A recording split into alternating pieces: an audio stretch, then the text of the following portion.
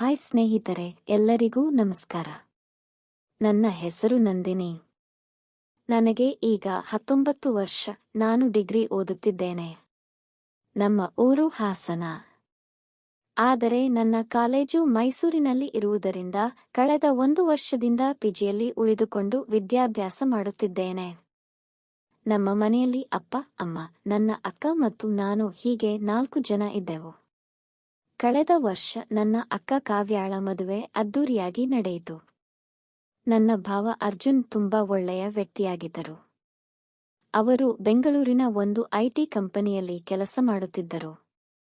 ಮದುವೆಯಾದ ನಂತರ ಅಕ್ಕ ಮತ್ತು ಭಾವ ಬೆಂಗಳೂರಿನಲ್ಲಿ ಬಾಡಿಗೆ ಮನೆಯಲ್ಲಿ ವಾಸವಾಗಿದ್ದರು.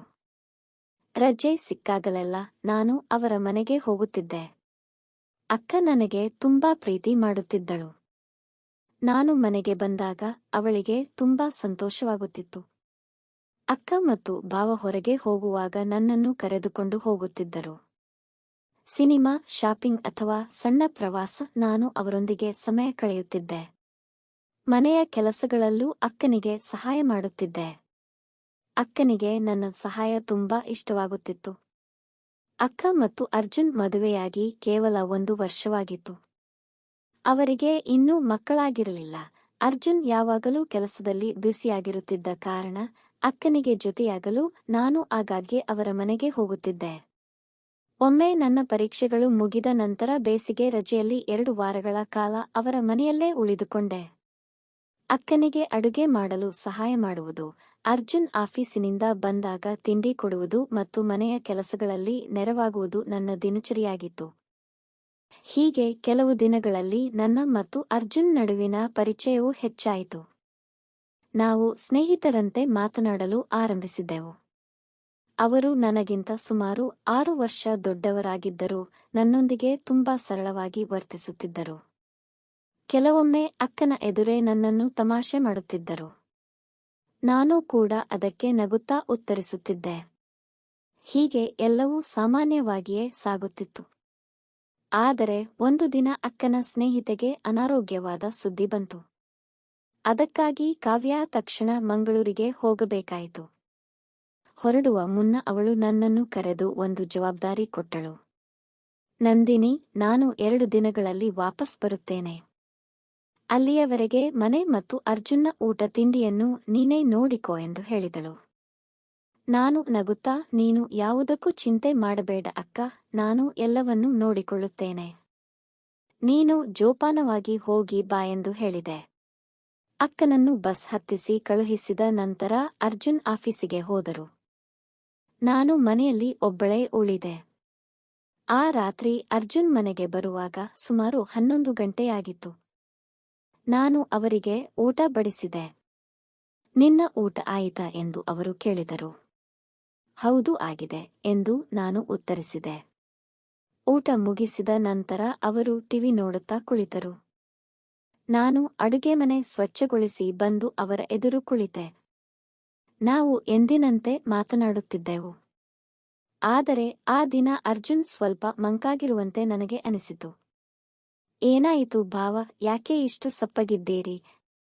ಅಕ್ಕ ಇಲ್ಲ ಅಂತ ಬೇಜಾರಾ ಎಂದು ಕೇಳಿದೆ. ಅವರು ನಗುತ್ತಾ, ಹಾಗೇನಿಲ್ಲ, ಇವತ್ತು ಆಫೀಸಿನಲ್ಲಿ ತುಂಬಾನೇ ಕೆಲಸವಿತ್ತು, ಬೆನ್ನು ನೋಯುತ್ತಿದೆ ಎಂದರು. ಹಾಗಾದರೆ ಆಸ್ಪತ್ರೆಗೆ ಹೋಗೋಣವೇ ಎಂದು ನಾನು ಕೇಳಿದೆ. ಬೇಡ, ನಿದ್ದೆ ಮಾಡಿದರೆ ಸರಿಯಾಗಬಹುದು ಎಂದು ಅವರು ಹೇಳಿದರು. ಸ್ವಲ್ಪ ಸಮಯದ ನಂತರ ಅವರು ತಮ್ಮ ಕೋಣೆಗೆ ಹೋಗಿ ಮಲಗಿದರು. ನಾನು ನನ್ನ ಕೋಣೆಗೆ ಹೋಗಿ ಮಲಗಲು ಪ್ರಯತ್ನಿಸಿದೆ. ಆದರೆ ನನಗೆ ನಿದ್ದೆ ಬರಲಿಲ್ಲ. ಮೊಬೈಲ್ ತೆಗೆದುಕೊಂಡು ಇಂಟರ್ನೆಟ್ ನೋಡುತ್ತಾ ಕುಳಿತೆ. ಹಾಗೆಯೇ ಬ್ರೌಸ್ ಮಾಡುತ್ತಾ ಸ್ವಲ್ಪ ಆ ತರಹದ ಕತೆಗಳನ್ನ ಓದಿದೆ. ಒಳ್ಳೆ ಮಜಾ ಬಂತು. ಹಾಗೆ ನಂಗೆ ಕಂಟ್ರೋಲ್ ಆಗ್ಲಿಲ್ಲ. ಸೊ ಬಾತ್ರೂಮಿಗೆ ಹೋಗಿ ಕೆಲಸ ಮುಗಿಸಿದೆ. ಈಗ ಸ್ವಲ್ಪ ಸಮಾಧಾನ ಅನಿಸಿತು. ನನ್ನ ರೂಮಿಗೆ ಹೋಗುವಾಗ ನನ್ನ ಗಮನ ಭಾವನ ರೂಮಿನ ಕಡೆ ಹೋಯು. ಯಾಕೆ ಅಂದ್ರೆ ಆಗ ಅರ್ಜುನ್ ಅವರ ಕೋಣೆಯ ಲೈಟ್ ಇನ್ನೂ ಆನ್ ಆಗಿರುವುದು ಗಮನಕ್ಕೆ ಬಂತು. ಅವರು ಇನ್ನೂ ಎಚ್ಚರವಾಗಿದ್ದಾರೆಂದು ತಿಳಿದು ನಾನು ಬಾಗಿಲಿನ ಬಳಿ ಹೋಗಿ, ಭಾವ ಇನ್ನೂ ಮಲಗಿಲ್ಲವೇ ಎಂದು ಕೇಳಿದೆ.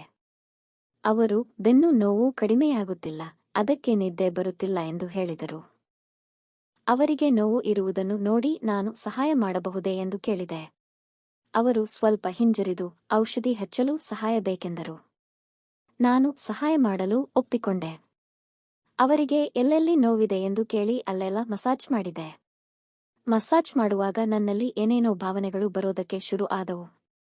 ಔಷಧಿಯನ್ನು ಹಚ್ಚಿದ ನಂತರ ಈಗ ಹೇಗೆ ಅನ್ನಿಸುತ್ತಿದೆ ಭಾವ ಎಂದು ಕೇಳಿದೆ. ಅದಕ್ಕೆ ಅವರು ಈಗ ಸ್ವಲ್ಪ ನೋವು ಕಡಿಮೆ ಆದಂತೆ ಅನಿಸುತ್ತಿದೆ ಎಂದರು. ಅದನ್ನ ಕೇಳುತ್ತಲೇ ನಾನು ಸರಿ ಭಾವ ನೀವು ನಿದ್ದೆ ಮಾಡಿ ಅಂತ ಹೇಳಿ ಹೋಗಲು ಎದ್ದು ನಿಂತೆ. ಆದರೆ ಅವರು ನನ್ನ ಕೈ ಹಿಡಿದು ಎಳೆದರು. ಇದರಿಂದ ಗಾಬರಿಯಾದ ನಾನು ನನಗೆ ಗೊತ್ತಿಲ್ಲದೆ ಕಪಾಳಕ್ಕೆ ಒಂದು ಕೊಟ್ಟು ನನ್ನ ಕೈ ಬಿಡಿಸಿಕೊಂಡೆ. ಅವರು ಮುಖ ಸಪ್ಪಗೆ ಮಾಡಿಕೊಂಡು ಕುಳಿತರು. ಅವರನ್ನು ನೋಡಿ ನನಗೆ ಪಾಪ ಅನಿಸಿತು. ಆಮೇಲೆ ನಾನು ಹೇಳಿದೆ, ಸಾರಿ ಭಾವ ತಪ್ಪಾಯ್ತು, ಗಾಬರಿಯಿಂದ ನಾನು ನಿಮಗೆ ಹೊಡೆದು ಬಿಟ್ಟೆ ಅಂತ ಹೇಳಿದೆ. ಅವರು ನನ್ನ ಕಣ್ಣನ್ನೇ ದಿಟ್ಟಿಸಿ ನೋಡುತ್ತಾ ಮತ್ತೆ ನನ್ನ ಕೈ ಹಿಡಿದು ಜೋರಾಗಿ ಎಳೆದರು. ಆಮೇಲೆ ನಮಗೆ ಗೊತ್ತಿಲ್ಲದೆ ಇಬ್ಬರು ಕೆಲಸ ಮುಗಿಸಿಕೊಂಡೆವು. ನನಗೆ ಇದು ಮೊದಲ ಬರಿಯಾಗಿತ್ತು, ಹಾಗೆಯೇ ತುಂಬಾ ಮಜಾ ಬಂತು. ಆಮೇಲೆ ಇಬ್ಬರು ಸುಸ್ತಾಗಿ ಅಲ್ಲಿಯೇ ಮಲಗಿಬಿಟ್ಟೆವು. ಆದರೆ ಆ ಕ್ಷಣದಿಂದ ನಮ್ಮ ನಡುವಿನ ಸಾಮಾನ್ಯ ಸಂಬಂಧದಲ್ಲಿ ಒಂದು ವಿಚಿತ್ರ ಬದಲಾವಣೆ ಆರಂಭವಾಯಿತು.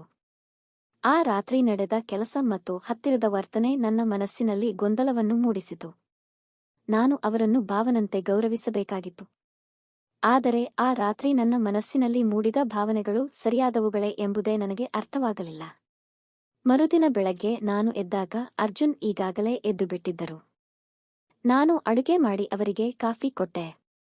ಅವರು ನನ್ನತ್ತ ನೋಡಿ, ಗುಡ್ ಮಾರ್ನಿಂಗ್ ನಂದಿನಿ, ನಿನ್ನೆ ನನಗೆ ತುಂಬಾ ಸಹಾಯ ಮಾಡಿದೆ ಎಂದು ನಗುತ್ತಾ ಹೇಳಿದರು. ನಾನು ನಾಚಿಕೆಯಿಂದ ಸುಮ್ಮನಾದೆ. ಆದರೆ ನನ್ನ ಮನಸ್ಸಿನಲ್ಲಿ ಹಿಂದಿನ ರಾತ್ರಿಯ ಘಟನೆಗಳೇ ಓಡಾಡುತ್ತಿದ್ದವು.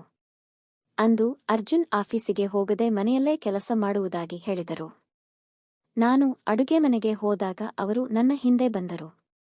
ನಂದಿನಿ, ನಿನ್ನೆ ರಾತ್ರಿ ನಡೆದದ್ದರ ಬಗ್ಗೆ ನನಗೆ ಮಾತನಾಡಬೇಕು ಎಂದು ಅವರು ನಿಧಾನವಾಗಿ ಹೇಳಿದರು. ನಾನು ತಲೆ ತಗ್ಗಿಸಿಕೊಂಡೆ. ಅವರ ಮಾತುಗಳನ್ನು ಕೇಳಿದಾಗ ನನ್ನ ಮನಸ್ಸಿನಲ್ಲಿ ಆಶ್ಚರ್ಯ, ಗೊಂದಲ ಮತ್ತು ತಪ್ಪು ಮಾಡುತ್ತಿದ್ದೇನೆ ಎಂಬ ಭಾವನೆ ಒಂದೇ ಸಮಯದಲ್ಲಿ ಮೂಡಿತು. ಇದು ಸರಿಯಲ್ಲ ಅಂತ ನನಗೂ ಗೊತ್ತು. ಆದರೆ ನಿನ್ನ ಜೊತೆ ಮಾತನಾಡುವುದು ನನಗೆ ಇಷ್ಟವಾಗುತ್ತಿದೆ ಎಂದು ಅವರು ಹೇಳಿದರು. ನಾನು ಏನು ಉತ್ತರಿಸಬೇಕು ಎಂಬುದೇ ತಿಳಿಯಲಿಲ್ಲ. ನಮ್ಮ ಸಂಬಂಧಕ್ಕೆ ಒಂದು ಗಡಿ ಇದೆ ಎಂಬುದನ್ನು ಆ ಕ್ಷಣದಲ್ಲಿ ಇಬ್ಬರೂ ಮರೆತಿದ್ದೆವು. ಆ ದಿನ ನಾವು ಸಾರಿ ಎಲ್ಲೆಂದರಲ್ಲಿ ಮಾಡಿ ಕೆಲಸ ಮಾಡುತ್ತಾ ಸಮಯ ಕಳೆದೆವು. ಆದರೆ ನಮ್ಮ ನಡುವಿನ ಅಂತರ ಹಿಂದಿನಂತಿರಲಿಲ್ಲ. ನಂತರ ಕಾವ್ಯ ಮನೆಗೆ ಬರುವ ಸಮಯ ಹತ್ತಿರವಾಗುತ್ತಿದ್ದಂತೆ ನಮಗೆ ಇಬ್ಬರಿಗೂ ಆತಂಕ ಶುರುವಾಯಿತು. ಅಕ್ಕ ಬರುವ ಮೊದಲು ಎಲ್ಲವೂ ಮೊದಲಿನಂತಿರಬೇಕು ಎಂದು ಅರ್ಜುನ್ ಹೇಳಿದರು. ನಾವು ಮನೆ ಸ್ವಚ್ಛಗೊಳಿಸಿ ಅಡುಗೆ ಸಿದ್ಧಪಡಿಸಿ ಎಲ್ಲವನ್ನೂ ಸಾಮಾನ್ಯವಾಗಿ ಕಾಣುವಂತೆ ಮಾಡಿದೆವು. ಸ್ವಲ್ಪ ಸಮಯದ ನಂತರ ಕಾವ್ಯ ಮನೆಗೆ ಬಂದಳು. ಅವಳಿಗೆ ಯಾವುದೇ ಅನುಮಾನ ಬರದಂತೆ ನಾವು ಸಹಜವಾಗಿ ವರ್ತಿಸಿದೆವು. ಹೊರಗಿನಿಂದ ನೋಡಿದರೆ ಎಲ್ಲವೂ ಮೊದಲಿನಂತೆಯೇ ಕಾಣುತ್ತಿತ್ತು. ಆದರೆ ನನ್ನ ಮತ್ತು ಅರ್ಜುನ್ ನಡುವಿನ ರಹಸ್ಯ ಮಾತ್ರ ಮುಂದುವರಿಯುತ್ತಿತ್ತು. ಅಕ್ಕನಿಗೆ ಅನುಮಾನ ಬರದಂತೆ ನಾವು ತುಂಬಾ ಎಚ್ಚರಿಕೆಯಿಂದ ವರ್ತಿಸುತ್ತಿದ್ದೆವು. ಆದರೆ ಯಾವುದೇ ರಹಸ್ಯವೂ ಸದಾಕಾಲ ರಹಸ್ಯವಾಗಿ ಉಳಿಯುವುದಿಲ್ಲ. ಕೆಲವು ದಿನಗಳ ನಂತರ ಕಾವ್ಯಾಳಿಗೆ ನಮ್ಮ ವರ್ತನೆಯ ಬಗ್ಗೆ ಅನುಮಾನ ಮೂಡಿತು. ಒಂದು ದಿನ ಅವಳು ನನ್ನ ಮೊಬೈಲ್ ಪರಿಶೀಲಿಸಿದಾಗ ನನ್ನ ಮತ್ತು ಅರ್ಜುನ್ ನಡುವಿನ ಕೆಲವು ಸಂದೇಶಗಳು ಅವಳ ಕಣ್ಣಿಗೆ ಬಿದ್ದವು. ಆ ಕ್ಷಣದಲ್ಲಿ ಅವಳಿಗೆ ಎಲ್ಲವೂ ಅರ್ಥವಾಯಿತು. ಅವಳು ತುಂಬಾ ಕೋಪಗೊಂಡು ನಮ್ಮಿಬ್ಬರನ್ನೂ ಎದುರು ನಿಲ್ಲಿಸಿ ಪ್ರಶ್ನಿಸಿದಳು. ನಾವು ಕೊನೆಗೆ ಸತ್ಯವನ್ನು ಒಪ್ಪಿಕೊಂಡೆವು. ಕಾವ್ಯಾಳ ಮುಖದಲ್ಲಿ ಕಾಣಿಸಿಕೊಂಡ ನೋವನ್ನು ನೋಡಿ ನನಗೆ ನನ್ನ ತಪ್ಪಿನ ಅರಿವಾಯಿತು. ಅವಳು ನಮ್ಮನ್ನು ಕ್ಷಮಿಸಲು ಸಾಧ್ಯವಾಗಲಿಲ್ಲ. ಅಷ್ಟೊಂದು ಕೋಪವಿದ್ದರೂ ಅವಳು ನಮಗೆ ಏನನ್ನೂ ಬೈಯಲಿಲ್ಲ. ನಾನು ಅವಳು ಎಲ್ಲಿ ಈ ವಿಷಯವನ್ನು ನನ್ನ ಅಪ್ಪ ಅಮ್ಮನಿಗೆ ಹೇಳುವಳೋ ಎಂದು ಭಯಬಿದ್ದಿದ್ದೆ. ಆದರೆ ಅವಳು ಆ ರೀತಿ ಮಾಡಲಿಲ್ಲ. ಬದಲಿಗೆ ಅವಳು ನನ್ನ ಗಂಡ ಯಾಕೆ ಈ ರೀತಿ ಮಾಡಿದ ಎಂದು ಯೋಚಿಸಿದಳು.